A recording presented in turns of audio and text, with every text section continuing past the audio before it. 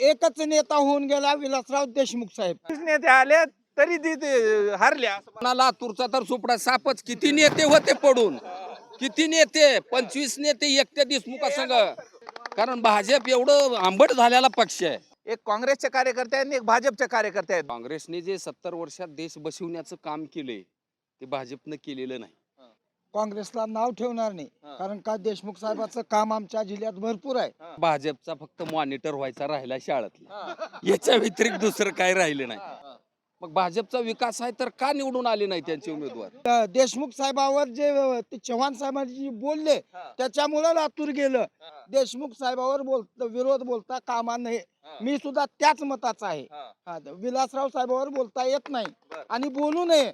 शहाण्यानं मतदान वेगळं आणि तो नेता वेगळा. लाडक्या बहिणीवर येतो आता.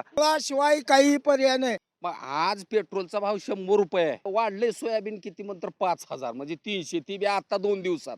लाडक्या बहिणीला 1,500 रुपये देऊन अहो एक सुद्धा महिला कुठं कामाला मिळणार रोजानं? सगळ्या करीनात लाडक्या बहिणी 100 लाडक्या बहिणी कारभारी झाल्या.